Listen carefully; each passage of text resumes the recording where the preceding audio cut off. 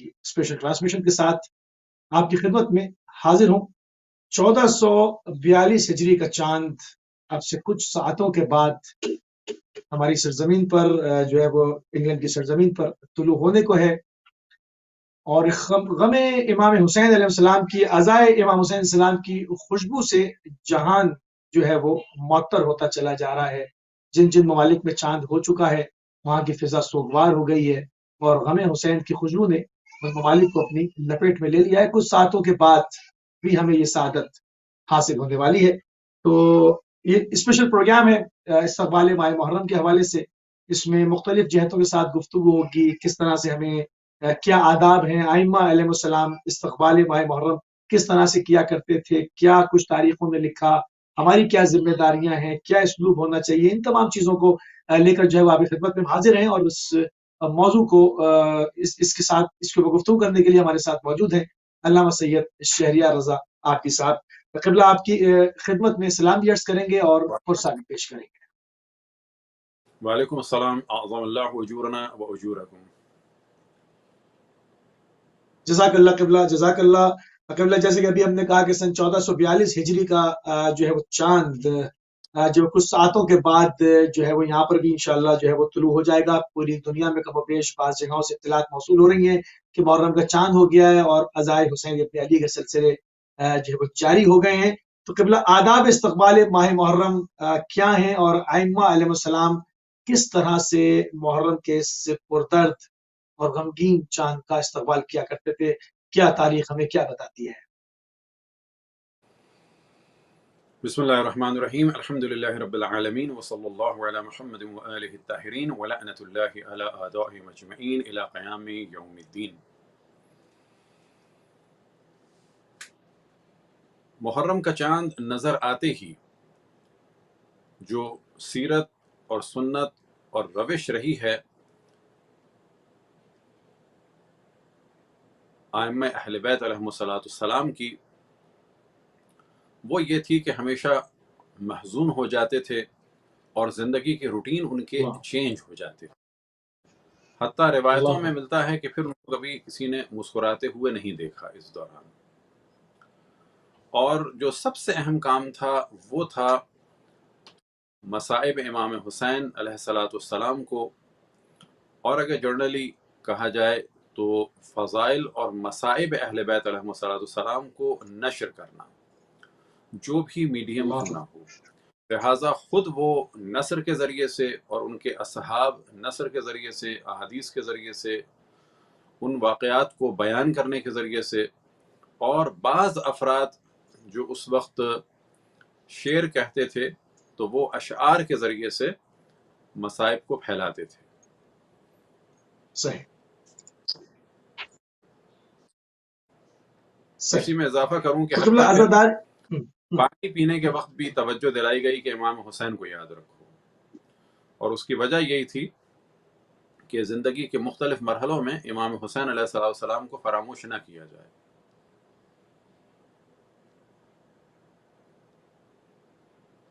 صحیح جی صحیح۔ تو قبلہ عزاداروں کی کیا جو ہے وہ ذمہ داریاں آپ اس میں دیکھتے ہیں؟ کیونکہ مومن ویسے ہی مسئول خلق کیا گیا ہے، ایک ذمہ دار ہے، اس کو بس تو کوئی شے بھی خلق نہیں کی گئی۔ تو عزاداروں کی خاص خاص ذمہ داریاں، اور پھر وہ کس اسلوب کے ساتھ ہونی چاہیے کہ اس عظیم نہضت کو، اس آفاقی پیغام کو، اس الہی میسج کو لوگوں تک جو ہے وہ پہنچانا بھی ہے۔ تو ہماری ایک بھاری ذمہ داری عائد ہوتی ہے، ہمیں کیا اسلوب اپنانے چاہیے؟ مومنین کی جو ذمہ داری ہے وہ وہی ذمہ داری ہے جو ائمہ علیہ السلام نے ان پر عائد کی، اور وہ ہے دین کو جاننا اور دین کی ترویج کرنا اور دین کو پھیلانا اور دین کا دفاع کرنا، اور دین کے دفاع کے لیے جو سب سے اہم چیز ہے وہ ہے یا حسین، یا حسین، وہ ہے فضائل معصومین علیہم السلام، وہ ہیں مصائب معصومین علیہم السلام۔ اور اس کے بعد محرم میں ماحول کو غم آلود کر دینا۔ اب اس کے لیے لباس ہو، چہرے پہ حزن و ملال ہو، طریقے سے آج کے جدید دور میں کہا جا سکتا ہے کہ میڈیا پر ذکر ہو امام حسین علیہ السلام کا، جو الحمدللہ پاکستان میں زور و شور سے ہوتا ہے۔ اسی طرح سے سیاہ پرچم ہو، مختلف چیزیں ہوں تاکہ لوگوں کی توجہ ہو.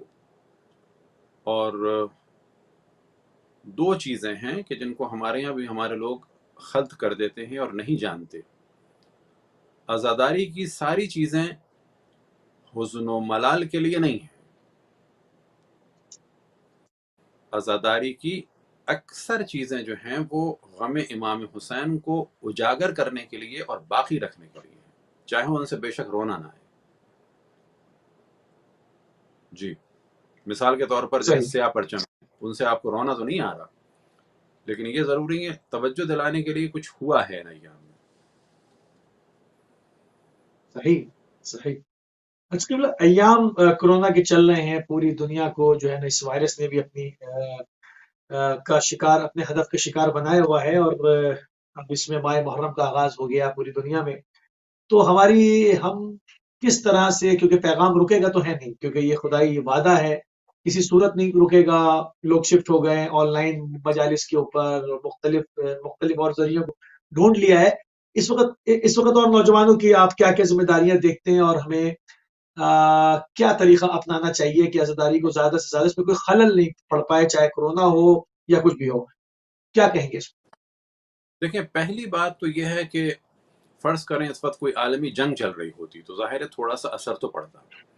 تو کرونا یا عالمی جنگ یا اس کے علاوہ کوئی بھی پینڈیمک کسی بھی قسم کا ہو تو اس میں ایک اثر تو پڑتا ہے، لیکن اس میں ہمیں یہ ریئیکٹ نہیں کرنا چاہیے کہ یہ وہ والا اثر ہے جو ظالم حاکموں کی جانب سے پڑ رہا ہے.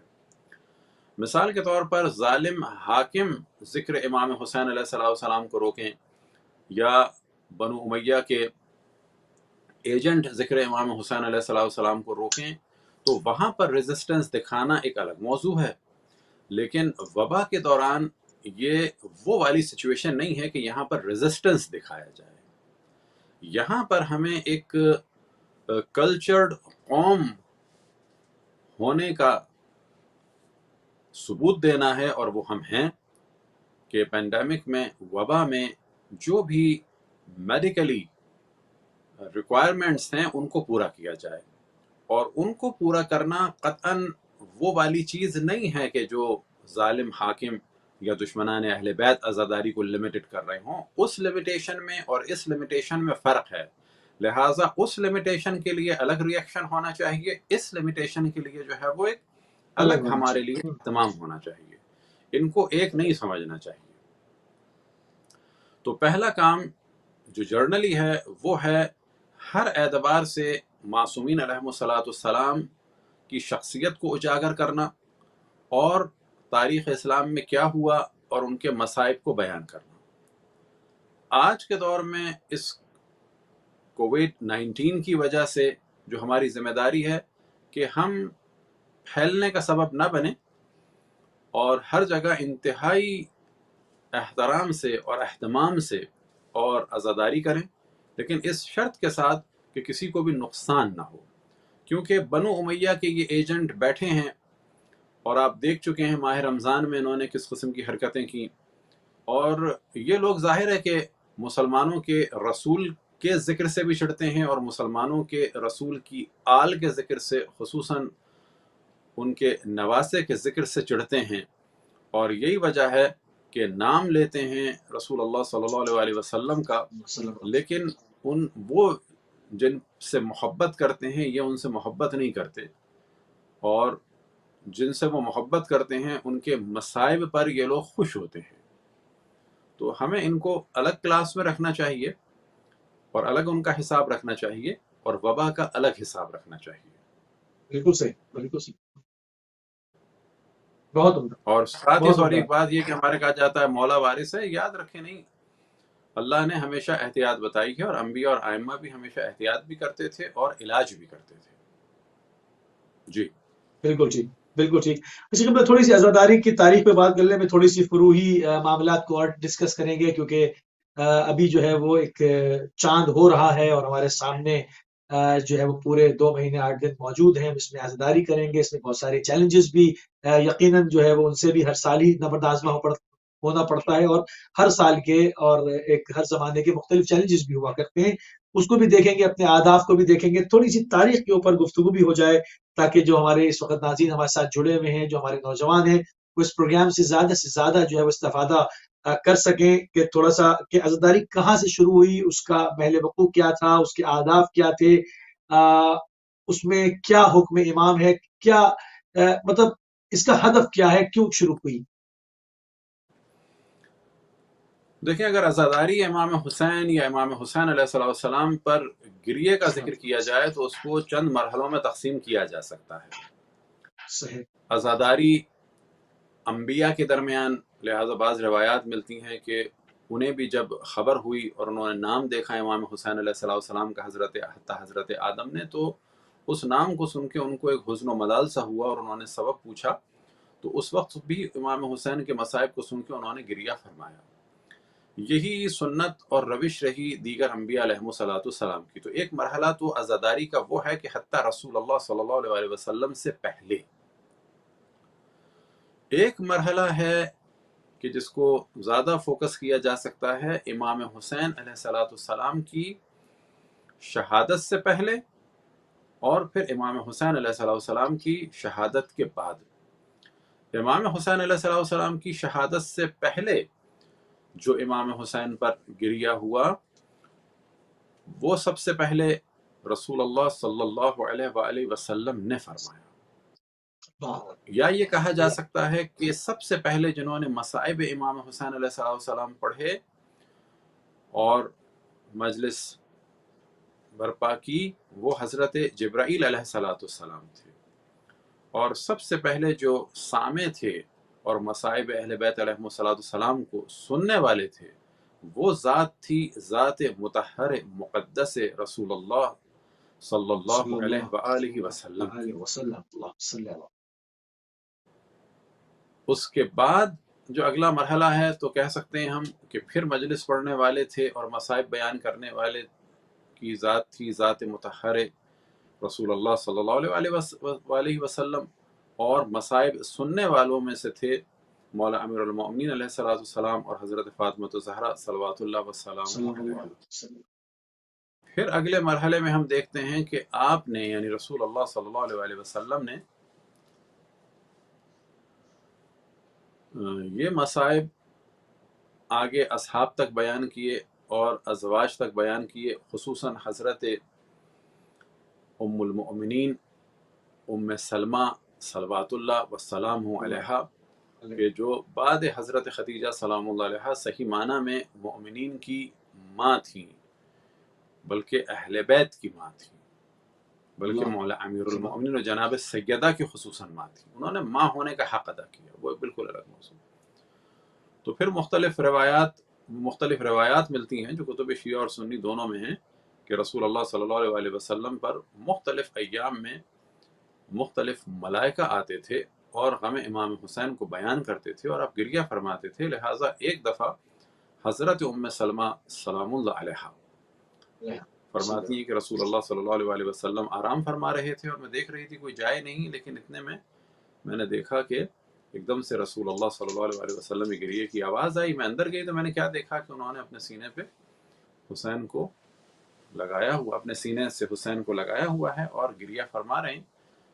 تو میں نے کہا بھی کہ میں آپ کی نیند میں خلل ہوا، میں دیکھ رہی تھی یہ کس وقت اندر آ گئے، مجھے اندازہ نہیں ہوا۔ تو آپ نے فرمایا نہیں، اس وجہ سے نہیں، ابھی ایک فرشتہ آیا ہے اور اس نے مجھے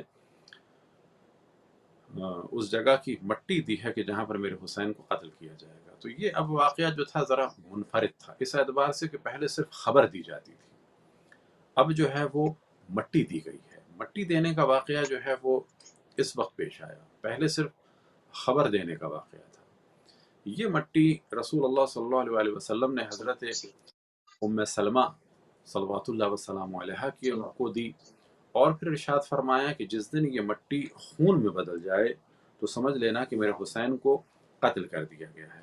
اب یہاں سے پتہ چلتا ہے کہ ان کے پاس ایک علم غیب تھا اور وہ یہ جانتے تھے کہ یہ اس وقت تک زندہ رہیں گی،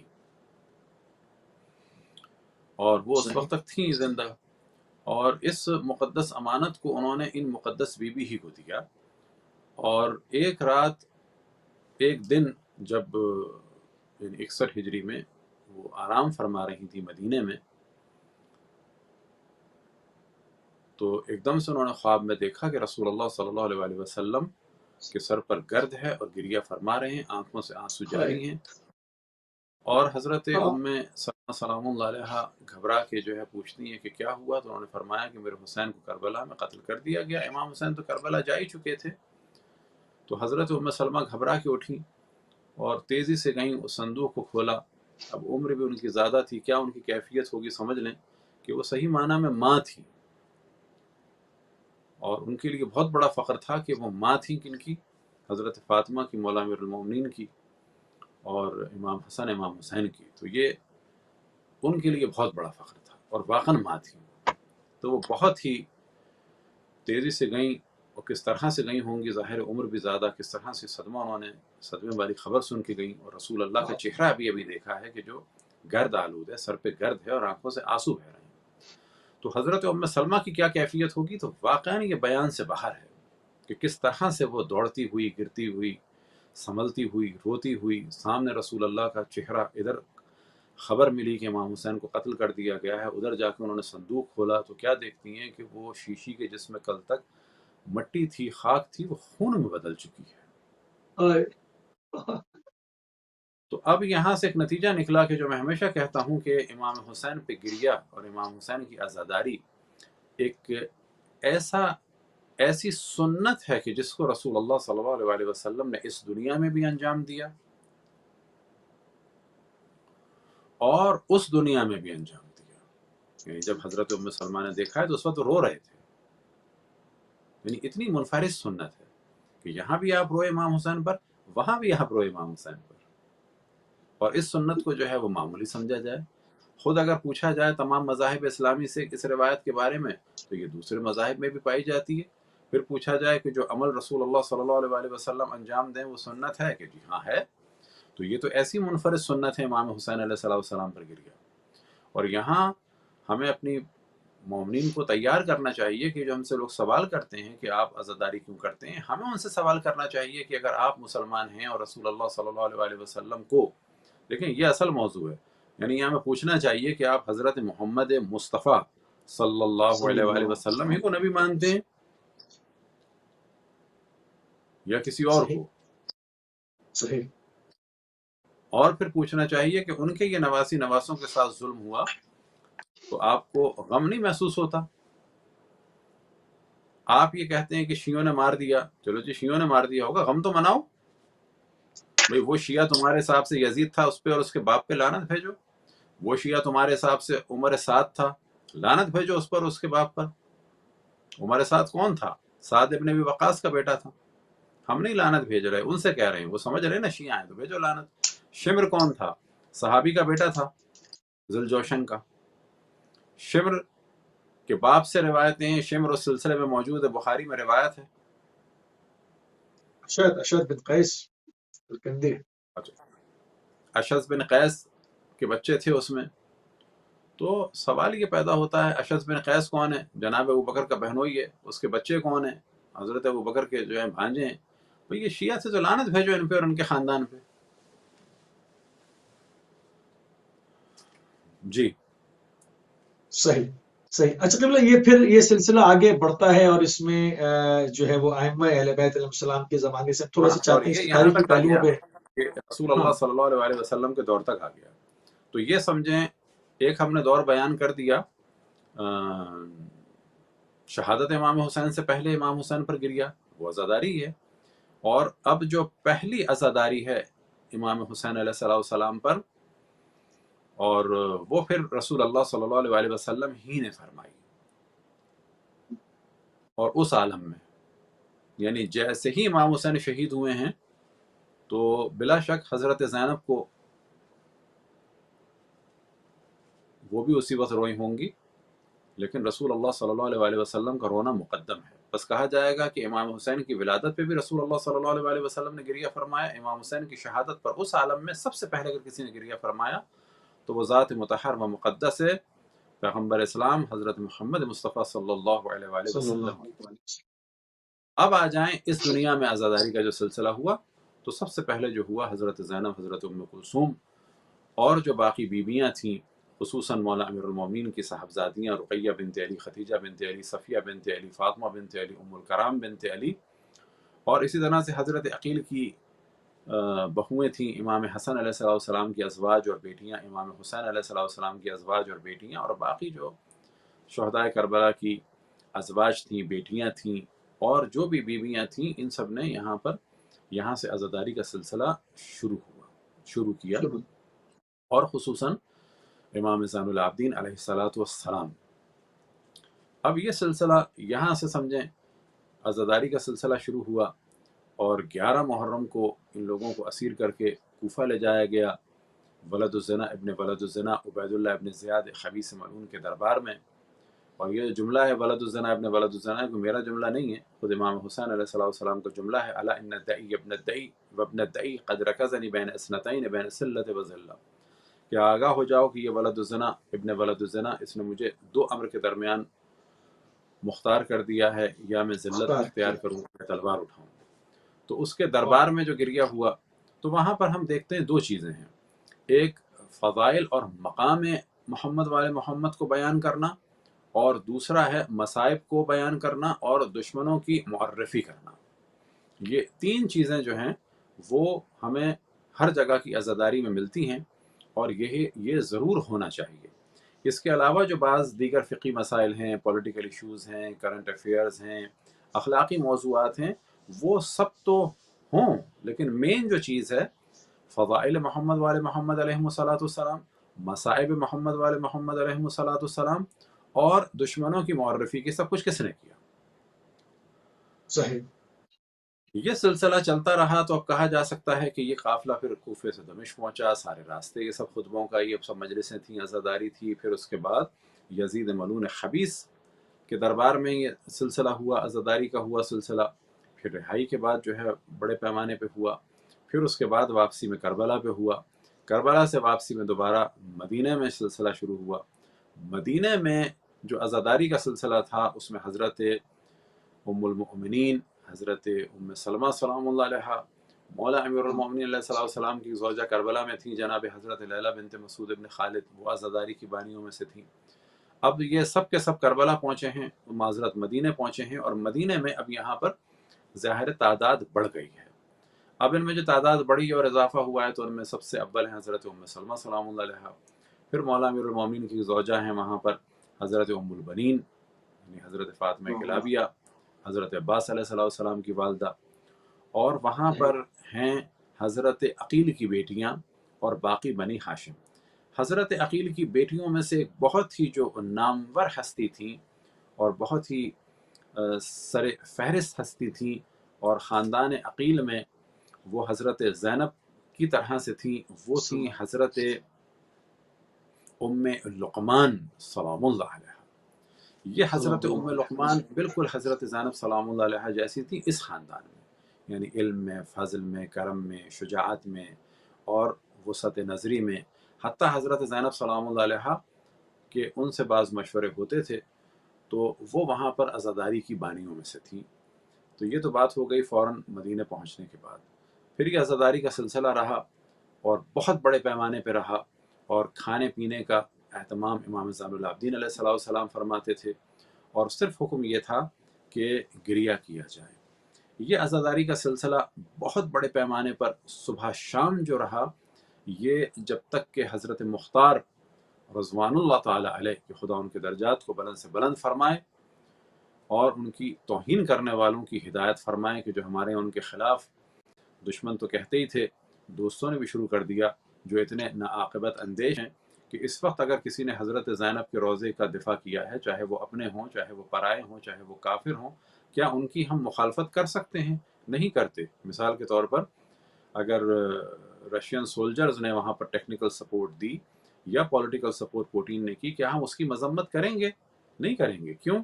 کہ اس نے حضرت زینب کے روضے کا دفاع کیا۔ تو سوال یہ پیدا ہوتا ہے، جس نے اہل بیت کا دفاع کیا اور اہل بیت کے دشمنوں سے انتقام لیا، ان کی مذمت کی جا رہی ہے، تو یہ ایک بڑی عجیب بات۔ خیر، تو جب حضرت مختار نے سر بھیجے، تو ان سروں کو دیکھنے کے بعد امام زین العابدین علیہ السلام نے فرمایا کہ اب سوگ کو بڑھایا جائے۔ سوگ کو بڑھانے سے مراد یہ ہے جو صبح شام کا سلسلہ تھا، اور یہ جو سلسلہ تھا یہ صورت میں تھا کہ تمام بنی ہاشم کی خواتین نکلتی تھیں گھر سے، اور ان میں ظاہر سر فہرست حضرت ام سلمہ، حضرت ام البنین اور حضرت زینب، حضرت ام کلثوم. گو کہ حضرت زینب کو پھر اسی دوران جلا وطن بھی کر دیا تھا انہی چند مہینوں میں. لیکن باقی جو بیویاں تھیں وہ یہیں پر تھیں، اور ایک بڑی تعداد. اور جب یہ لوگ گریے کے لیے نکلتے تھے تو بنی ہاشم کے ساتھ ساتھ مدینے کی اور خواتین بھی جمع ہوتی تھیں، اور یہ ڈیلی کا روٹین تھا، اور فضائل اور مصائب جو ہے بیان ہوتے تھے اشعار کی صورت میں بھی اور نثر کی صورت میں بھی. یہاں سے سلسلہ بڑھتا چلا گیا. پھر ہمیں روش ملتی ہے امام زین العابدین علیہ السلام کی.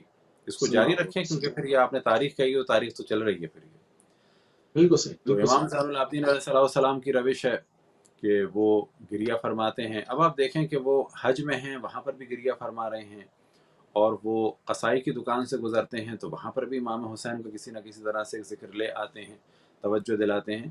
اور یہاں سے ہمیں جو پتہ چلتا ہے وہ ایسا نہیں ہے کہ امام زین العابدین علیہ السلام اتنے ناچار تھے کہ بے حال ہو جاتے تھے ذبح شدہ بکرے کو دیکھ کر اور سوال فرماتے تھے. نہیں، یہ ان کا خاص ایک سلسلہ تھا کہ وہ حتیٰ یہاں سے ہمیں پتہ چلتا ہے کہ ایک قصائی کی دکان پر اگر بکرے کا سر بھی دیکھتے تھے یا بکرا کٹا ہوا دیکھتے تھے تو اب ظاہر ڈیلی تو نہیں جاتے تھے مارکیٹ کو، اس موقع کو بھی وہ ضائع نہیں کرتے تھے، اس موقع کو بھی وہ استعمال کرتے تھے امام حسین علیہ السلام کے ذکر کے لیے. یعنی یہ بہت ایک اہم موضوع ہے اگر اس پر دقت کی جائے کہ امام زین العابدین علیہ السلام وہ نہیں سوچ رہے ہیں کہ مجلس بڑے پیمانے پہ ہوگی تو جب میں ذکر کروں گا، مجلس منعقد ہوگی جب میں ذکر کروں گا، لوگ آئیں گے تو میں ذکر کروں گا. اگر قصائی کی دکان پہ 4 افراد کھڑے ہیں تو وہاں پر بھی فقہ کو بھی بیان کر رہے ہیں کہ ان کو ایک دوسرے کے سامنے ذبح نہ کرو اور پانی پلاؤ، اور آداب بھی بیان کر رہے ہیں، اور ساتھ میں اس شریعت کے اور اس فقہ کے جو محافظ ہیں ان کے مصائب کو بھی بیان فرما رہے ہیں. یعنی ایک موقع نہیں جانے دے رہے. حج میں بھی یہی عالم ہے، ان کا گریہ فرما رہے ہیں. لوگ سوال کر رہے ہیں کہ یہ امام زین العابدین ہیں، یہ کیوں رو رہے ہیں؟ یہ ذہن میں رکھیں کہ امام زین العابدین علیہ السلام جوان تھے، گریہ فرماتے تھے، مظلوم تھے، لیکن ایسا نہیں تھا کہ وہ گمنام تھے. وہ ان تمام مصائب کے باوجود اور بنو امیہ کی تمام خباثتوں کے باوجود کہ خداوند تبارک و تعالیٰ کی ان پر لعنت ہو ان دشمنان اہل بیت پر. لیکن ہم دیکھتے ہیں کہ جب عبد الملک ابن مروان کو موقع نہیں مل رہا اور وہ شہزادہ ہے حجر اسود تک پہنچنے کا، لیکن امام زین العابدین کو موقع مل جاتا ہے کہ جس کے بعد وہ فرزدق کے اشعار ہیں. تو امام زین العابدین کوئی گمنام پرسنالٹی نہیں تھے، وہ اس وقت بھی مظلوم تھے، دشمن کے نرغے میں تھے، پولیٹیکلی ان کے لیے بہت زیادہ لمیٹیشن تھیں، لیکن ان کی جو شخصیت تھی وہ ایسی تھی کہ وہ جانا چاہ رہے ہیں حجر اسود کی جانب تو لوگ باقاعدہ ان کو راستہ دے رہے ہیں، ان کا احترام کر رہے ہیں، ان کی آنکھوں میں آنسو دیکھ رہے ہیں، تو لوگ سوال کر رہے ہیں کہ یہ رو کیوں رہے تھے. تو یہ جو ان کا رونا ہے حجر اسود کی جانب بڑھتے ہوئے طواف کے دوران، یہ بھی عزاداری ہے. عزاداری ضروری نہیں ہے کہ وہ حدیث قصہ سے شروع ہو اور سوز و سلام اور زیارت پہ جا کے ختم ہو، وہ تو بہت اچھا ایک سلسلہ ہے. عزاداری ہر صورت میں، یعنی ہم آپ بھی اگر کہیں بیٹھے ہیں اور اس طرح سے آہ لے کر لوگوں کی توجہ دلاتے ہیں امام حسین کے مصائب کی جانب، یہ خود ایک عزاداری ہے، اس کا خود ایک ثواب ہے. یہ ایک 2 سیکنڈ کی عزاداری ہے، 5 سیکنڈ کی عزاداری ہے، لیکن یہ ثواب عظیم کے ساتھ ہے. اب یہاں سے سلسلہ چلا ائمہ علیہ السلام کی زندگی میں. تمام ائمہ نے اس غم کو منایا اور لوگوں کو توجہ دلائی. اب عزاداری کا ایک سلسلہ خصوصاً جو رہا وہ رہا قبر مطہر امام حسین علیہ السلام کی زیارت کے سلسلے میں. اب وہاں جانے کا بھی خطرہ تھا تو اس قبر کو گمنام ہونے سے بچایا گیا. اب یہاں پہ لوگ کہتے ہیں کہ جی پینڈیمک میں بھی ہم جان دے دیں گے. نہیں، یہ وہ والی سچویشن نہیں ہے. اگر قبر امام حسین کو گمنام کیا جا رہا ہو، ختم کیا جا رہا ہو کہ اب وہ ختم نہیں، تو اب کہا جائے گا ہاتھ کٹوا دو، پاؤں کٹوا دو، جان دے دو، جیسے کہ جنگوں میں ہوتا ہے. لیکن اب ایسا کوئی دور انشاءاللہ نہیں آ سکتا. دن بدن عزاداری امام حسین علیہ السلام بڑھ رہی ہے، اور دن بدن ذکر امام حسین علیہ السلام بڑھ رہا ہے. دن بدن کربلا کی اہمیت بڑھتی چلی جا رہی ہے. یہ بڑھتی چلی جائے گی، بڑھتی چلی جائے گی، بڑھتی چلی جائے گی. اور خداوند تبارک و تعالیٰ سے دعا ہے کہ اگر ہم زندہ رہے تو ہمیں موقع عطا فرمائے کہ کربلا میں ایک دفعہ زیارت کریں امام زمان علیہ السلام کے ساتھ، پھر ایک دفعہ مصائب امام حسین علیہ السلام بیان کریں امام زمان علیہ السلام حجر اسود کے پاس کھڑے ہو کر، اور انشاءاللہ اس میں بھی ہم ساتھ ہوں. اور اگر مر چکے ہوں تو دعا ہے کہ خداوند تبارک و تعالی ہمارے گناہوں کو معاف فرمائے اور ہمیں امام زمان علیہ السلام کی زیارت کا چاہے وہ 2-4 سیکنڈ ہی کے لیے موقع کیوں نہ ہو رجت میں توفیق عطا فرمائے اور ان کا دیدار کر سکیں. خصوصاً ایک دفعہ ان کے ساتھ اللہ کی زیارت کریں اور ان کے لب مبارک سے ان کے مصائب سنیں، اور ایک دفعہ ان کے ساتھ حج کریں یا کم سے کم ایک دفعہ طواف کریں، اور خانہ کعبہ پہ ان کا ہاتھ ہو حجر اسود کے ساتھ کھڑے ہوں اور مصائب امام حسین علیہ السلام بیان ہوں، اور خانہ کعبہ کے ارد گرد امام زمان علیہ السلام اپنے سینے پہ ہاتھ ماریں، اور پھر انشاءاللہ ہم سب بھی جو ہے وہاں پر ماتم کریں.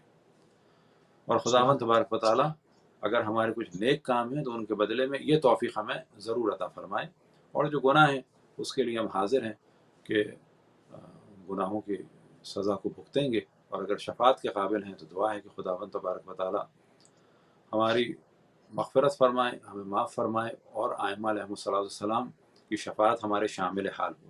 لیکن جتنے بھی گناہ گار ہیں دعا ہے کہ یا اللہ تجھے مانتے ہیں، تیرے نبی کو مانتے ہیں، ان کی آل کو مانتے ہیں، اور ایسا مانتے ہیں کوئی اگر ہمیں کروڑوں بھی دے تو ان دشمنوں کی تعریف نہیں کر سکتے. وہ جو گناہ ہم کر دیتے ہیں وہ قطعاً گناہ ہیں، لیکن ایسا گناہ نہیں کر سکتے.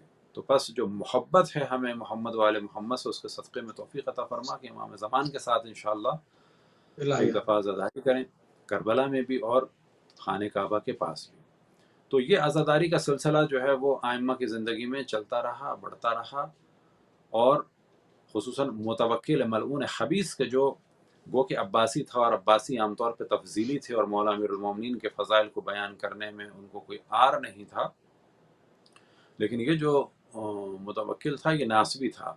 یہ مولا امیر المومنین کو بھی گالیاں دیتا تھا، حضرت فاطمہ سلام اللہ علیہ کو بھی گالیاں دیتا تھا، اور اس نے جو ہے وہ کئی دفعہ حملہ کیا اور ختم کرنے کی کوشش کی روضہ امام حسین علیہ السلام کو، ورنہ وہ مرکز بن چکا تھا. تو یاد رکھیں کہ مرکز تو وہ بنو امیہ کے دور میں ہی بن چکا تھا، کوئی نیا نہیں ہے. اور بنو امیہ بھی اس کو نہیں مٹا سکے، وہ خود مٹ گئے. بنو عباس بھی نہیں مٹا سکے، خود مٹ گئے. تو اب یہ جو چھوٹے موٹے لوگ ہیں کچھ نہیں کر سکتے. اب اس کے بعد دور آ گیا، سمجھیں کہ غیبت کا دور آ گیا جو تیزی سے ہم بیان کر رہے ہیں. غیبت کے دور میں جو علماء کی روش رہی وہ رہی زیارت کے ذریعے، اشعار کے ذریعے اور نثر کے ذریعے سے مصائب امام حسین علیہ السلام کو اور باقی معصومین کے مصائب کو بیان کرنے کا سلسلہ رہا. لیکن آفیشلی ہمیشہ میں ذکر کرتا ہوں آل بویا تھے تبرستان میں. تبرستان سے مراد ہے کہ ایران کے نارتھ میں، شمال ایران میں، آل بویا کی بڑی وہاں پر کاوشیں اس میں. آل بویا نے ایک وہاں پر حکومت بنائی تھی. یہ آل بویا کی حکومت جو ہے اس زمانے میں پھر عباسیوں کے مقابلے میں ایک پاورفل حکومت بن گئی تھی، اور انہوں نے تقریباً 359 میں، تھوڑا ڈیٹ میں بعض دفعہ بھول بھی جاتا ہوں، بالآخر 350 سم تھنگ میں اتنے پاورفل ہو گئے تھے، 359 میں تقریباً اتنے پاورفل ہو گئے تھے کہ انہوں نے بغداد پر قبضہ کر لیا تھا. حکومت چل رہی تھی عباسیوں کی، لیکن بغداد میں ان کی پاور تھی. بغداد میں خصوصاً اس زمانے میں کرخ میں شیعوں کی بہت بڑی تعداد تھی، اور یہاں انہوں نے پہلی دفعہ تقریباً 359 میں عاشور کی تعطیل کی تھی. عزاداری ہوتی تھی. اب اس کو ہمارے بعض جو دشمن اہل بیت مس یوز کریں گے کہ 359 میں پہلی دفعہ عزاداری ہوئی. وہاں بھی کہتے ہیں کہ عزاداری نہیں ہوتی تھی، پہلی دفعہ آل بویا نے کی، اور ان کو وہ لوگ گالیاں بھی دیتے ہیں. تو آفیشلی انہوں نے کی عزاداری، تو رسول اللہ صلی اللہ علیہ وسلم نے شروع کر دی تھی. آفیشلی چھٹی کی صورت میں، بازار بند کرانے کی صورت میں، کام بند کرنے کی صورت میں، بزنس بند کرنے کی صورت میں، لوگوں کے گھروں سے نکل کر باہر آ کر اجتماعی طور پر عزاداری کی صورت میں، پھر ادھر کھانا اور پانی بانٹنے کی صورت میں. اور کھانا اور پانی بانٹنے کے پیچھے جو لاجک تھی وہ یہ تھی کہ آپ فری رہیں. آج کھانا آپ کو ملے گا، آپ کو ایک کام کرنا ہے کہ فقط عزاداری کرنی ہے. یہ روش تھی امام زین العابدین علیہ السلام کی جو ہم نے پہلے توجہ دلائی. اور اس دن انہوں نے عاشور میں یہی کیا اور کہا کہ لوگ باہر نکلیں گھروں سے، یعنی شیعہ. کوئی سنیوں کے لیے نہیں تھی، لیکن ہاں سنیوں کو پھر ہم توجہ دلائیں کہ وہ اپنے رسول کے نواسوں کا غم تو منائیں. جیسے بھی منانا چاہیں. جی جی انشاءاللہ. قبلہ کالر بھی ہمارے ساتھ ہیں. قبلہ کالر کو شامل کرتے ہیں. السلام علیکم ورحمۃ اللہ. وعلیکم السلام.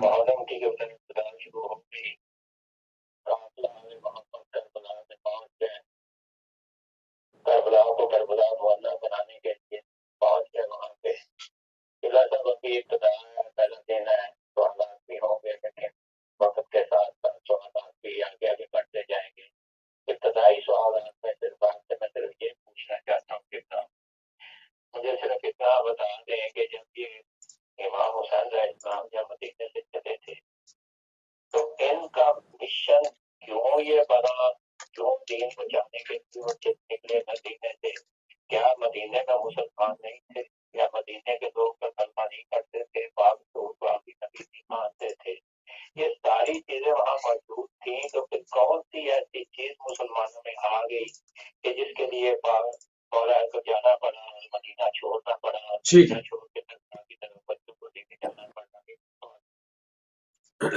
یہ پوچھنا چاہتا ہوں کہ جب کربلا سے چلے تھے تو مسلمانوں کے سامنے کھڑے ہونے کے لیے گئے تھے، اور مسلمانوں کو اللہ بتائے کہ وہ کیسے مسلمان تھے، وہ کیسے مسلمان تھے کہ جو آل رسول کو بھی نہیں مانتے تھے، اور آل رسول کے سامنے آ کر آل رسول کو اس طرح جگہ بتا دیا اور اس طرح انہیں ان کا خون بنایا. تو یہ مسلمان بھی کراتے ہیں، نمازیں بھی پڑھتے تھے، اذانیں بھی دیتے تھے، رسول کو مانتے بھی تھے، اس سے نمازیں کا بھی انہوں نے گھر بھی اجاڑ دیا. تو کیا وہ مسلمان جو اس قسم کے تھے، ان کی مسلمانوں کو اسلام میں داخل ہوتے ہوئے ایک تو یہ بتائے کہ کس نظریے سے داخل ہوئے؟ اگر ان کا نظریہ کچھ اور تھا تو پھر ان کو مسلمان کہنے کا ہمیں حق بنتا ہے. ہم کہہ سکتے ہیں کہ کچھ اور تھے اور اسلام کا پتہ ہو کے اسلام میں داخل ہو گئے. ایک تو سوال یہ بنتا ہے. تیسرا آخری سوال میں یہ کہوں کیونکہ آپ آگے چلیں گے تو پھر یہ سوالات آگے بڑھتے جائیں گے وقت کے ساتھ ساتھ. تیسرا سوال میں آپ سے یہ پوچھنا چاہتا ہوں کہ جب مدینے سے چلے تو امام کے بڑے دوست تھے وہاں پہ، بڑے ان کے جانے والے صحابہ تھے. جب امام نے ان سے کہا ساتھ چلنے کا تو انہوں نے اپنے کھانے ڈال دیے، کوئی کام کا بزنس کا کچھ کر کے پیچھے ہٹتے رہے. تو کیا یہ ثابت نہیں ہوتا اس بات کا کہ وقت پہ چلنے والا ساتھ یا صحیح تھے، یا بیوت بازار جیسے لوگ امام کے اس طرح مدینے میں نہیں ایسے مل سکے، یا امام کے ہوتے وہ پیدا نہیں ہو سکے؟ یہ بھی ایک سوال کرتے ہیں. ٹھیک ہے، میں بھی کرتا ہوں سوال. بہت شکریہ. تھینک یو جی، مہربانی، شکریہ. بہت شکریہ جی، بہت شکریہ.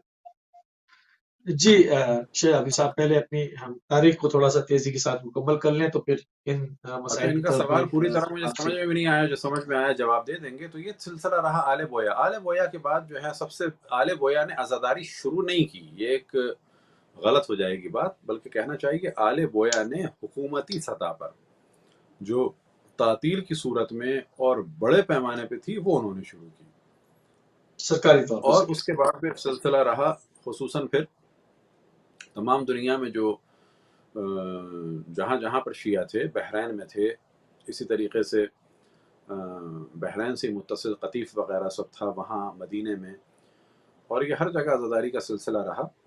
اور پھر خصوصاً عزاداری کو جو بہت زیادہ آگے بڑھایا وہ صفویوں نے اور ان کے بعد قاجاریوں نے. اب یہاں پر ذہن میں رہے کہ ہمارے بھی بعض لوگ بہت ہی زیادہ ظاہر ریجٹ ہو چکے ہیں، بعض شدت پسند ہو چکے ہیں، تو وہ فوراً کہیں گے کہ ہم صفویوں اور قاجاریوں کی تعریف کر رہے ہیں. ہاں وہ تعریف کر رہے ہیں، اچھے کام کی تعریف کر رہے ہیں، برے کام کی تعریف نہیں کر رہے، اور نہ ان کو اپنا اولو الامر سمجھ رہے ہیں، نہ ان کو آئیڈیل سمجھ رہے ہیں، لیکن انہوں نے بالآخر خدمات تو انجام دی. ائمہ علیہ السلام کے روضوں کو انہوں نے تعمیر کرایا، ائمہ کے روضوں کو انہوں نے مٹنے نہیں دیا. ائمہ کے روضوں کی باقاعدہ وہ حفاظت کرتے تھے، فزیکلی حفاظت کرتے تھے، اس کو سپورٹ کرتے تھے. حکومت سے اس زمانے میں عثمانی حکومت سے وہ ڈیلنگ کرتے تھے کہ کربلا نجف کی حفاظت ہو، کربلا نجف کے روضے جو ہیں ان کو نقصان نہ ہو. تو اب اگر اس کام کو دیکھا جائے تو قطعاً یہ صفویوں کا اور بعد میں جو ہے وہ قاجاریوں کا بہت پازیٹیو کام تھا، اور اس پازیٹیو کام کو بالکل صحیح. کالر بھی ہمارے ساتھ ہے. السلام علیکم ورحمۃ اللہ. اچھا، پہلے کا جواب دے دیا جائے تو میرا خیال زیادہ بہتر ہے، ورنہ سوال جمع ہو جائیں گے. جی جی میری بہن ایک سیکنڈ نوٹ فرمائیے، قبلہ کالر کو بھی شامل کر لیتے ہیں۔ اچھا یہ ان کی آواز پہلے کی بھی کلیئر نہیں تھی، یہ بھی کلیئر نہیں ہے۔ یہ اس وقت زیادہ سے اچھی مسجد ہے جو ہم لوگ کے ماں باپ سے ہوتی ہیں، ہر آدمی اپنے گھر میں کرنا، جو نہیں بھی کرتا تو وہ بھی اتفاق کر رہے ہیں اپنے گھر میں، چار لوگوں یا تین لوگ۔ جی جی آپ کی آواز آ رہی ہے، جی بالکل آ رہی، بالکل آ رہی، ٹھیک ہے۔ یہ کتنا بڑا معاوضہ ہے مولانا سے، دیکھیے میں مولانا سے کتنا بڑا معاوضہ ہے کہ وہ مولانا اپنے چھوڑ نہیں سکتے، جیسے بھی حالات ہو ہم لوگ ہر گھر میں مسجد کرنا، بے شک ہر ایسے، گھر پہ کوئی بے گھر شک ایسا نہیں ہے جہاں مسجد نہ ہوگی بے مولانا۔ شک ایسی ہر جگہ ازا خانہ ہو یہ گیا۔ دعا کہ ہم لوگ کے لیے اللہ کا کوئی ان کی زیارت اچھی کرنا ہے مولانا۔ جزاک اللہ، بہت اچھی بات قبلہ ہماری بہن نے کی کہ اس وقت جو ہے وزداری کہاں محدود ہو سکتی ہے، آخر ہر جگہ جو ہے اس وقت فرش ازا گھر گھر بچ چکی ہے۔ جی قبلہ قاچاریوں تک ہم صفویوں کے بعد۔ تو ان لوگوں نے دفاع کیا، قاچاریوں میں خصوصاً ایک بڑی خدمت انجام دی اور ایک مقتل بھی لکھا۔ ایک شہزادے تھے جناب فرحاد مرزا، انہوں نے اپنی حد تک کچھ علم دین بھی پڑھا، کچھ کتابیں بھی لکھی، خصوصاً مقتل لکھا قمقام الزخار و سمسام التبار، اور انہوں نے خصوصاً کاظمین کے روزوں کا انہوں نے بڑا خیال کیا، اپنے پیسوں سے انہوں نے بنایا، وہ تاجر بھی تھے، اور حتیٰ ان سے کہا گیا کہ آپ تو ایک اچھے بزنس مین بھی ہیں تو آپ بینک کھولیں، کیونکہ بہت پرانی بات نہیں ہے یہ۔ تو انہوں نے کہا کہ ہاں میں نے بینک کھول لیا ہے اور میرا سارا پیسہ جمع ہے بینک موسیٰ ابن جعفر میں، امام موسیٰ کاظم امام محمد تقی کے بینک میں میں نے سب جمع کرا دیا ہے۔ تو وہ باقاعدہ فزیکلی وہاں منتقل ہو گئے تھے اور حرموں کی دیکھ بھال وہی کرتے تھے اس زمانے میں۔ تو وہابی جو اس وقت ہمیں کچھ نام دیتے ہیں، وہ ہمیشہ میں اس کا جب ان کا ذکر آتا ہے تو میں ہمیشہ بیان کرتا ہوں، وہابی جو ہمیں کچھ نام دیتے ہیں ان میں سے ایک تو ہے رافضی۔ تو رافضی کے معنی ہیں رفضا سے یعنی چھوڑنے والے۔ پہلی دفعہ اس کو یوز کیا ہے سمجھیں خود فرعون نے کہ تم نے جو ہے مجھے چھوڑا اور موسیٰ کو مانا۔ تو اسی طرح سے یہ ہمیں کہتے ہیں رافضی کہ جو ان کے چند افراد کو جو نہیں مانتے۔ تو رافضی سے یہ لوگ بعض دفعہ شور مچاتے ہیں اصحاب کو چھوڑنے والے، تو اگر اصحاب کو چھوڑنے والے سب رافضی ہیں تو وہ تو پھر جناب عائشہ بھی رافضی ہوں گی، کیونکہ انہوں نے حضرت علی کو چھوڑا اور حضرت عثمان کے قتل کا حکم دیا۔ پھر خالد بن ولید بھی رافضی ہے، اس نے جو ہے وہ جناب مالک بن نویرہ کو جو ہے وہ قتل کیا اور کافر بنا کے قتل کیا، جبکہ وہ مومن تھے، مسلمان تھے، ان کی بیوی کے ساتھ زنا کیا۔ پھر اس کے بعد بہت سارے اصحاب جو ہے رافضی ہو جائیں گے، تو ان کو کلیئر کرنا ہوگا رافضی سے مراد کیا ہے۔ ہم اگر رافضی ہیں تو ہم تو اس صدی کے رافضی ہیں، اور 11-12 ہجری کی رافضیہ اور رافضی تو وہ لوگ تھے۔ تو اب ان سے پوچھنا پڑے گا کہ رافضی کا کیا کریں گے۔ خیر، دوسرا ایک ہمیں ٹائٹل دیتے ہیں صفوی، شیعوں کو کہتے ہیں صفوی۔ وہ کیوں کہتے ہیں؟ کیونکہ صفویوں نے بڑی خدمت کی۔ اب آپ تصور کریں کہ دشمن یہ جان رہے ہیں کہ شیعت کی خدمت صفویوں نے بہت کی، اور ہمارے دوست جو ہیں وہ صفویوں کو برا کے ہیں، یہ کتنی عجیب بات ہوگی۔ تیسرا وہ ہمیں ٹائٹل دیتے ہیں اور کہتے ہیں بوئی۔ بوئی جو ہمیں کہتے ہیں وہ ہمیں کہتے ہیں آل بویا کی وجہ سے بوئی، اور وجہ یہ ہے کہ انہوں نے ٹکر لی اس زمانے میں عباسیوں سے، اور انہوں نے عاشور کو جو گھروں میں ہو رہا تھا اس کو باہر لے کے آئے۔ ہم بعد میں دوبارہ واضح کر رہے ہیں کہ آل بویا نے عزاداری شروع نہیں کی، شروع تو رسول اللہ صلی اللہ علیہ وسلم نے اپنی زندگی میں کر دی تھی، اور پھر شہادت امام حسین کے بعد اس عالم میں شروع کر دی تھی کہ جب ان کے سر پر خاک تھی۔ آل بویا نے آفیشلی چھٹی کے ذریعے بڑے پیمانے پر اور کھل کے باہر شروع فروغ دیا، اس کو سرکاری طور پہ فروغ دیا۔ سرکاری تو کہا جا سکتا ہے کہ جو اعلاناً عزاداری ہوئی ہے، ایک خوف کے عالم سے نکل کے جو ہوئی ہے۔ پھر اس میں ہم دیکھتے ہیں جو چھوٹی چھوٹی ہماری اسٹیٹس تھیں کہ جن کو اسی عزاداری کے جرم میں، کیونکہ اگر یہ عزاداری نہ کرتے تو شاید ان کے لیے پرابلم نہ ہوتا، جو شیعوں کی چھوٹی چھوٹی اسٹیٹس تھیں ان پر ہمیشہ یہ لوگ حملہ کرتے رہے، یہ کہہ کے کہ یہ رافضی ہیں اور عزاداری کرنے والے ہیں۔ مثال کے طور پر عزاداری کی خدمت جو ہے وہ کہ وہ بہت زیادہ جو ہے وہ صحیح راہ پر نہیں تھے۔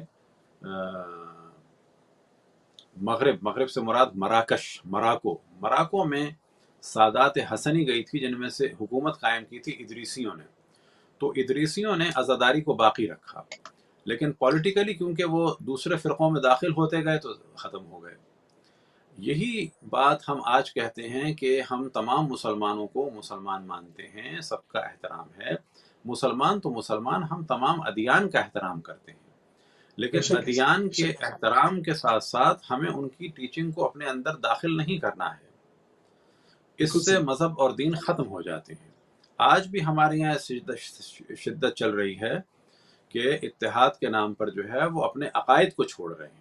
نہیں، ہم ان کا احترام کریں، احترام کرنے سے مراد یہ ہے کہ انہیں کچھ نہ کہیں۔ اب مثال کے طور پر ہم ایک آپ کو مثال دیں اسی سے ریلیٹڈ، اور اس کے بعد ہم آتے ہیں کہ ایک اور جو خدمت کی ہے وہ افریقہ میں کی تھی، یہ بھی خیر افریقہ میں ہے مراکش، لیکن زیادہ بڑے پیمانے پہ انہوں نے کی تھی۔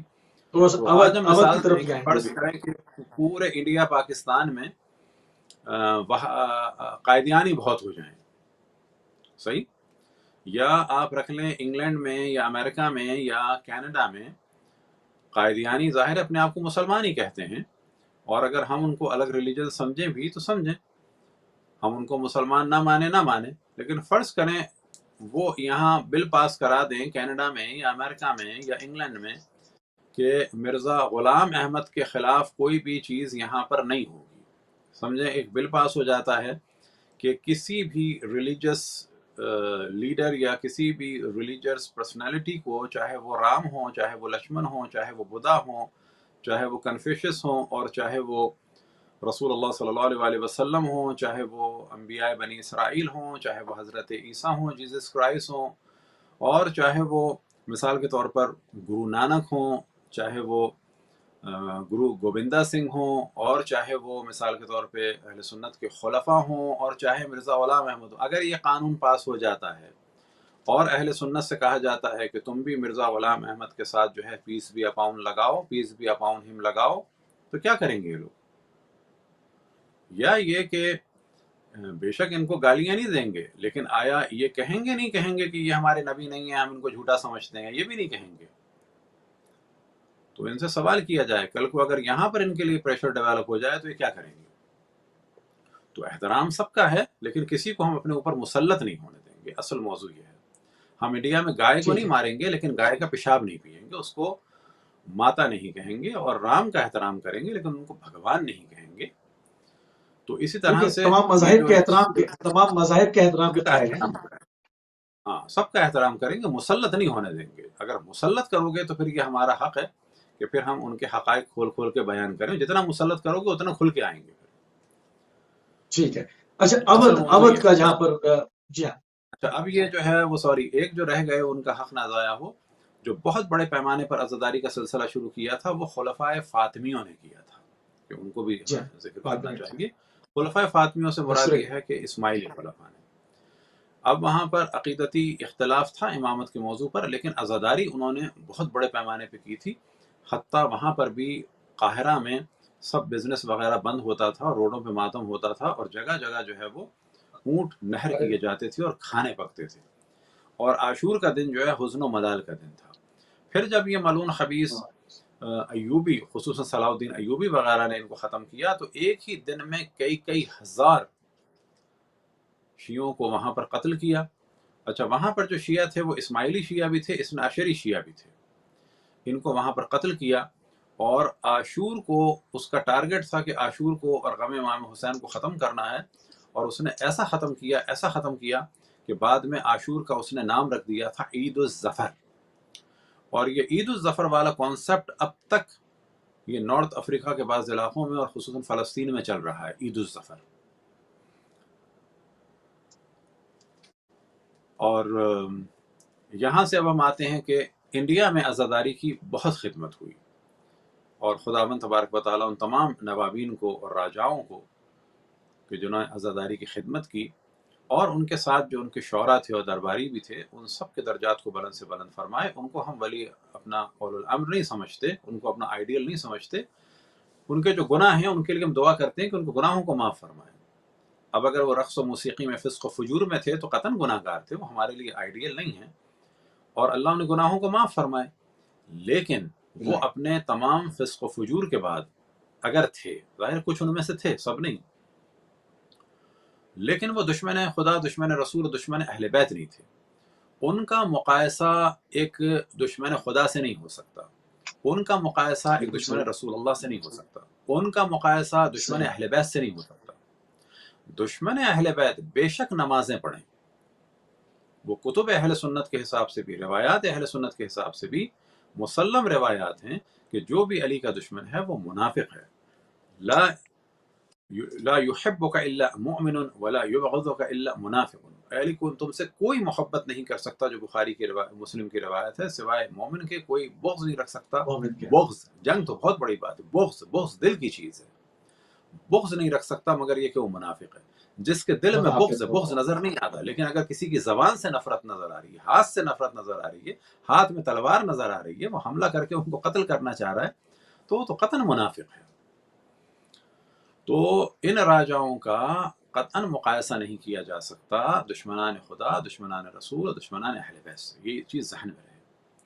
اور آج بھی یہ ذہن میں رہے کہ یہ بہت ہم بات بہت واضح کر رہے ہیں کہ ہم گناہ کو سپورٹ نہیں کر رہے، رقص ہو، موسیقی ہو، شراب ہے، عریانیت ہے، بے پردگی ہے، فسق ہے، فجور ہے، یہ سب گناہ ہے، لیکن ان گناہوں کی معافی ہو سکتی ہے وہ نمازی، وہ داڑھی والا، وہ حج کرنے والا، وہ عمرہ کرنے والا، وہ قرآن جیب میں رکھنے والا، وہ مسواک جیب میں رکھنے والا اگر بغض اہل بیت رکھتا ہے تو یاد رکھیں کہ یہ شخص باوجود نمازوں کے، روزوں کے، حج کے، زکوٰۃ کے، عمرے کے بعد ان لوگوں سے قطعاً برا ہے کہ جو حب اہل بیت رکھتے ہیں، چاہے وہ شیعہ ہوں، چاہے وہ سنی ہوں، چاہے وہ گانے والے ہوں، چاہے وہ قوال ہوں۔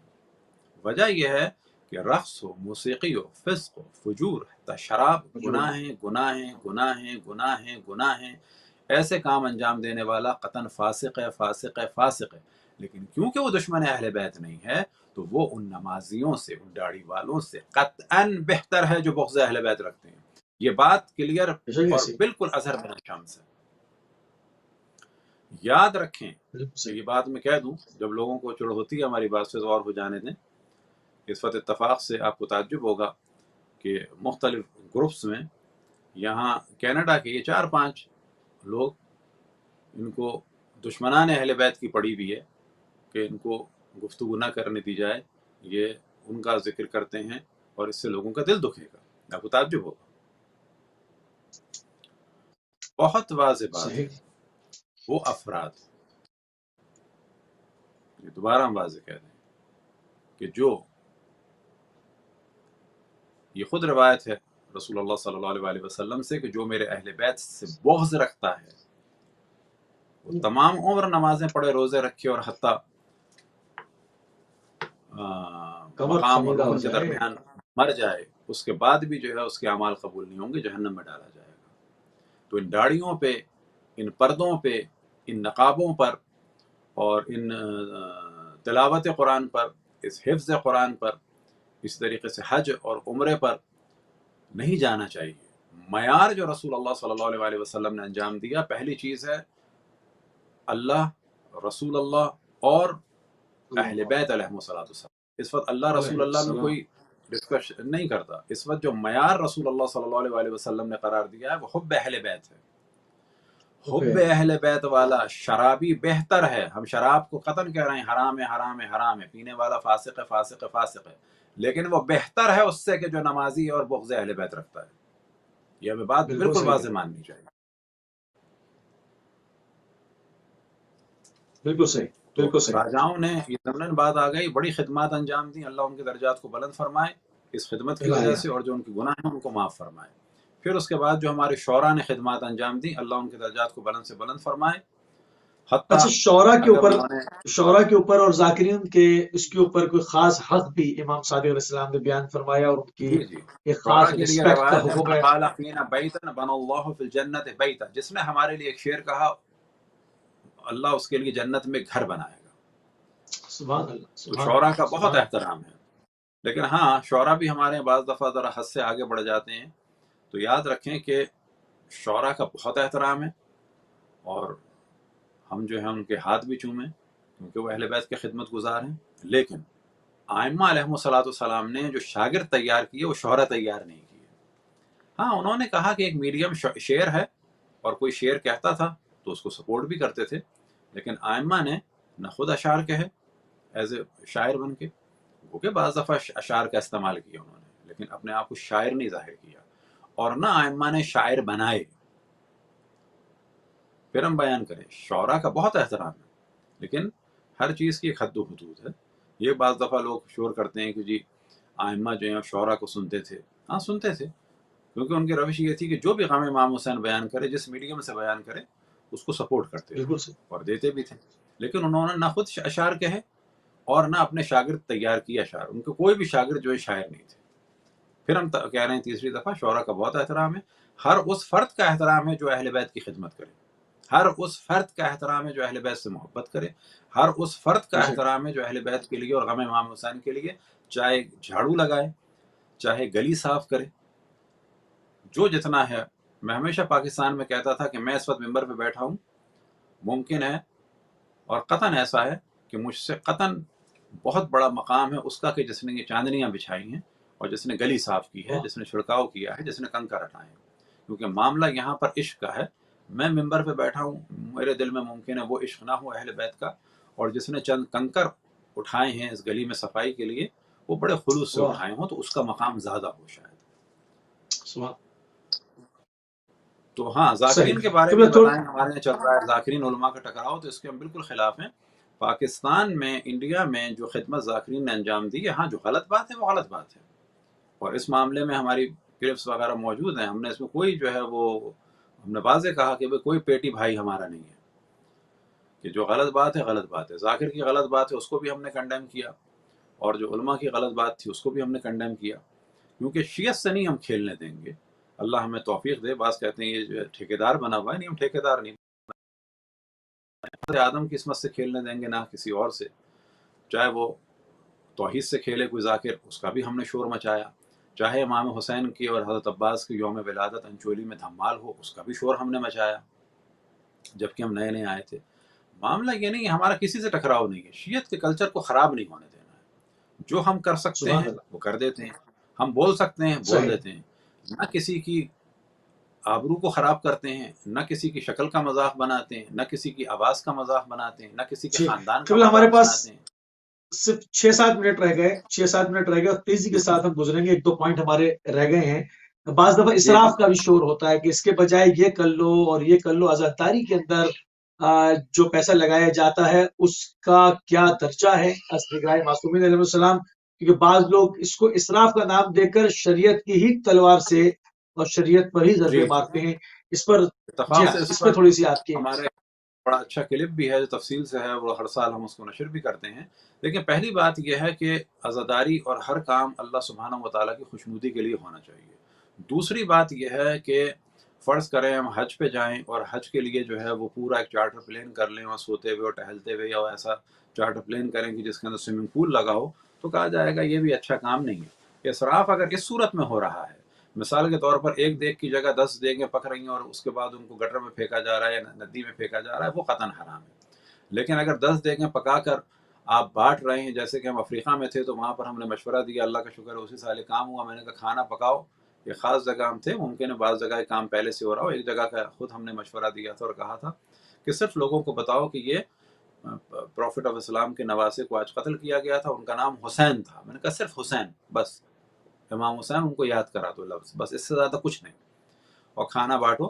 تو ان کا کچھ دن پہلے آیا تھا کہ وہ شاید 50,000 تک پہنچ چکا ہے، تو ہم نے کہا صرف امام حسین لفظ یاد کراؤ، نام یاد، امام حسین، سبحان بس اللہ. اس سے زیادہ نہیں۔ سبحان اللہ. سبحان اللہ. تو یہ اسراف نہیں اچھا ہے، تھوڑا سا اس کا لیکن بالکل ٹھیک، ایک ڈبہ بھی اگر آپ پھینک دیتے ہیں وہ اسراف ہے۔ اب وہ یہاں پر ہم اسراف ہے. بتائیں کہ یہ ٹھیک ہے. بالکل ایک شیطانی فکر ہے کہ ویلفیئر یاد آتی ہے امام حسین کے وقت۔ ویلفیئر یاد آنی چاہیے کب؟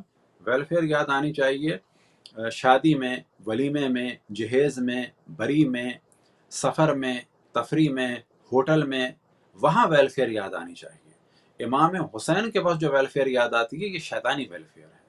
امام حسین کا بالکل ٹھیک ذکر ہے. زیادہ سے زیادہ ہونا چاہیے۔ اس میں بعض لوگ کہتے ہیں کہ جی ہمارے محلے میں اتنی مجلسیں ہو رہی ہیں، اتنے تبرک بٹے ایک مجلس کر دیتے ہیں۔ نہ نہ نہ، جتنی مجلسیں زیادہ ہو اس کا ثواب ہے۔ آپ یہ سمجھ رہے ہیں کہ مجلسیں لمیٹڈ کر دی جائیں، یہی ایک بات بڑی تیزی سے بیان کروں، بعض دفعہ گھروں میں 10 مجلسیں پہلے ہم دیکھتے تھے بچپن میں ہوتی تھیں، مثال کے طور پر ایک میں تل کے لڈو تھے، ایک میں جو ہے وہ کاغذ میں مونگ کی دال جو خشک ہوتی ہے چیوڑا ٹائپ کا جی وہ ہاں ہے، کسی کے یہاں پہ نمک پارے ہیں، اخبار کو کاٹتے تھے۔ اب ان لوگوں نے کیا کیا کہ یار یہ 10 مجلسوں سے تو بہتر ہے ایک مجلس کریں، ڈھنگ کی مجلس کریں۔ اب انہوں نے 9 دن ذکر امام حسین کو ختم کر کے ایک دن پہ لے آئے، اور ڈھنگ کا کیا ہوا؟ بریانی ہو گئی۔ یعنی ایک بریانی کر کر آپ نے 9 دن اپنے گھر سے ذکر امام حسین کو رخصت کر دیا، تو یہ ڈھنگ کا ہو گیا؟ نہیں، یہ ڈھنگ کا نہیں ہوا ختم، آپ نے 9 دن مائنس کر دیے۔ تو اصل موضوع بالکل یہ صحیح، ہے کہ ذکر امام حسین زیادہ سے زیادہ ہو، فزیکلی طور پر بھی، ٹائم کے بالکل ٹھیک۔ اعتبار سے بھی آخری اور ہاں فزیکلی اعتبار سے بھی۔ ٹھیک ہے، آخری نقطہ کہ عزاداری کی وجہ سے ملک کی معیشت کا جو ہے وہ پہیہ چلتا ہے۔ بعض لوگ جو کہ ملک و قوم کے دشمن ہوتے ہیں، پاکستان کے بھی شدید دشمن ہوتے ہیں، تو وہ بہانہ عزاداری کو ہدف بناتے ہیں۔ اس حوالے سے آپ کیا کہیں گے؟ دیکھیں، ظاہر ہے کہ پاکستان میں جو ہے وہ محرم میں ہر اعتبار سے، پورا اقتصادی اعتبار سے بہت بڑا چینج آتا ہے۔ خصوصاً اس وقت آپ دیکھیں کہ ایگزیکٹلی، میڈیا پر اربوں خربوں کا کام ہو رہا ہے، اور خداوند تبارک و تعالیٰ ان تمام میڈیا والوں کو اور جتنے بھی چینلز ہیں، پھر ہم کہتے ہیں کہ جو انہوں نے عزاداری کی خدمت کر رہے ہیں، چاہے وہ شیعہ ہوں، چاہے وہ سنی ہوں، چاہے وہ نان مسلم ہوں، خداوند تبارک و تعالیٰ ان کو اس کی جزا عطا فرمائے، حتیٰ نان مسلم کو بھی، کیونکہ وہ رسول کے نواسے کی مظلومیت کو بیان کر رہے ہیں، ان کو ان کی جزا عطا فرمائے، چاہے دنیا میں ہو چاہے آخرت میں ہو، یہ ڈیپینڈ کرتا ہے اللہ پر۔ اب اگر ان کے گناہ ہیں تو ان کو معاف فرمائیں۔ اسی طریقے سے جو میڈیا والے خدمت کر رہے ہیں، وہ ایک بہت بڑا اکنامیکلی بھی ان کو فائدہ ہو رہا ہے اس سے، اور دین کی خدمت بھی ہو رہی ہے۔ اسی طریقے سے آپ دیکھیں تبرک کی صورت میں، دیگر صورتوں میں بھی ایک بہت بڑا کام ہوتا ہے، پوری ایک کلچر بھی چینج ہو رہا ہے۔ اور اگر فائدہ نہیں بھی ہوتا، فرض کر لیں کہ فائدہ نہیں ہوتا اقتصادی اعتبار سے، تو ہمیں اس کو تولنا بھی نہیں چاہیے۔ فائدہ ہوتا ہے لیکن فرض کرنے کے نہیں ہوتا، تو ہمیں کہنا چاہیے کہ نہیں، عزاداری امام حسین اقتصادی فائدے کے لیے ہے ہی نہیں، وہ دین کی بقا کے لیے ہے۔ آج کوئی بالکل صحیح، کیلکولیشن کر رہا ہے اقتصادی فائدے کی، کل کوئی دوسرا آدمی تھیوری لے آئے گا اقتصادی نقصان کی، تو یہ ہمیں آج ہی سے بنانا ہے کہ اقتصادی فائدے کی وجہ سے ہم خوش نہ ہوں، کیونکہ کل ایک نئی رپورٹ آ جائے گی اقتصادی نقصان کی، تو پھر ہمارا ماڈل ڈاؤن ہو نقصان جائے کی، گا۔ ہمیں کہنا ہے نا، یہ اقتصادی فائدے نقصان کو ہم ڈسکس ہی نہیں کرتے، فائدہ ہے قطعاً، لیکن اصل فائدہ ہے دین کی بقا۔ اور اصل چیز یہ بتانی ہے کہ رسول اللہ صلی اللہ علیہ وسلم کے بعد 50 سال میں اسلام یہاں آ گیا کہ رسول کی نواسی کو اسیر کر دیا، رسول کے نواسے کو قتل کر دیا۔ یہ تو بہت بڑا کام ہوا، لیکن رسول اللہ کے فوراً بعد ان کی بیٹی کو مار دیا، پھر ان کے داماد کو مار دیا، پھر ان کے نواسے کو مار دیا، دفن کے وقت تیر چل گئے۔ 50 سال کے بعد تو قتل تو عام چیز ہو گئی تھی، 50 سال کے بعد رسول کی نواسیوں کو دربدر اسیر کر دیا۔ اصل یہ ہوئے مسائل، ہاں، شہادت امام حسین ہوئی، شہادتیں تو پہلے بھی ہو گئی۔ اصل جو مصیبت ہے کربلا کی، 50 سال کے بعد نوبت یہ آ گئی کہ رسول کی نواسیوں کو بے مخنہ و چادر گلی کوچوں درباروں بازاروں میں شہر بشہر، کربلا سے کوفہ اور کوفہ سے شام تک لے گئے، اور آج ان کا دفاع کر رہے ہیں لوگ ان ظالموں کا۔ اللہ اکبر۔ قبلہ جزاک اللہ، انتہائی مشکور ہیں اور ممنون ہیں کہ آپ نے ایک مرتبہ پھر اپنا قیمتی ٹائم اہل بیت ٹی وی کو دیا، اور استقبال ماہ محرم کے آداب کے اوپر ائمہ معصومین علیہ السلام نے کس طرح سے استقبال کرتے تھے، کیا ہمارے لیے حکم ہے، تاریخ میں کیا کچھ ہے، عزاداری کی کیا تاریخ ہے، ان کو جو بہت بہت اہم چیزیں تھیں ان کے اوپر آپ نے ہماری توجہات کو مبذول کیا، اور ہمارے نوجوانوں کے اذہان عالیہ تک ان تمام تاریخی حقائق کو اور ان گوہرے جو نایاب ہیں، موتی ہیں تاریخ کے، ان کو منتقل کرنے میں اپنا کردار ادا کیا۔ انتہائی مشکور اور ممنون ہے قبلہ آپ کے۔ اب ایک پیغام ہم مختصر سا دے رہے ہیں آپ ہی کے ٹی وی کے توسل سے، کہ خداوند تبارک و تعالی ہم سب کو امام حسین علیہ السلام کی عزاداری کی زیادہ سے زیادہ خدمت کی توفیق عطا فرمائے۔ اور ایک چیز ضرور جو ہے وہ لکھ کر یا بول کر اس دفعہ پھیلانے کی کوشش کریں آپ لوگ، اور جو نوجوان سن رہے ہیں اس کا انہیں قطعاً ثواب ملے گا، وہ یہ کہ تم ہم سے سوال کرتے ہو کہ عزاداری کیوں کرتے ہو، ہم تم سے سوال کرتے ہیں کہ اگر تم محمد مصطفیٰ صلی اللہ علیہ وسلم کو مانتے ہو، تو تم ان کے نواسے اور نواسیوں کی مظلومیت پر غمگین کیوں نہیں ہوتے ہو؟ ہم نہیں ٹھیک ہے، ٹھیک جواب ہے، دیں، تم جواب دو کہ عزاداری کیوں نہیں کرتے ہو۔ بالکل صحیح، بالکل صحیح۔ نہایت شکر گزار ہیں، نہایت مشکور ہیں اور ممنون قبلہ آپ کے۔ السلام علیکم و رحمۃ اللہ۔ فی امان اللہ۔ جی ناظرین، آپ سماعت فرما رہے تھے علامہ سید شہریار رضا عابدی صاحب کو کینیڈا سے استقبال ماہ محرم کی اسپیشل ٹرانسمیشن آپ سن رہے تھے، ان آداب کی طرف، ان اسلوب کی طرف، ان ذمہ داریوں کی طرف، ان تمام چیزوں کی طرف جو ہے وہ توجہ کرنے کی ہم نے کوشش کی ہے کہ آپ کی توجہات مبذول کرایا جائے، کیونکہ اس وقت بالکل استقبال ماہ محرم ہو رہا ہے۔ ابھی کچھ ساعتوں کے بعد یہاں پر بھی جو ہے وہ محرم کا انشاءاللہ جو ہے وہ چاند کا اعلان ہو جائے گا۔ پوری دنیا میں کم و بیش بعض جگہوں سے اطلاعات موصول ہو چکی ہیں، اور خوشبوئے غم امام حسین علیہ السلام نے اطراف کو چاروں طرف سے گھیر لیا ہے، معطر کر لیا ہے۔ تو کیا عزاداری کی تاریخ تھی، کیا سارا معاملہ تھا، جو ہمارے ٹائم میں رہتے ہوئے جتنا ہم کر سکتے تھے اتنا ہم نے کوشش کی کہ آپ کے اذان عالیہ تک ان تمام چیزوں کو ریفریش کرا جائے۔ ہمارے پروگرام کا وقت ختم ہوا، ہماری آپ کی ملاقات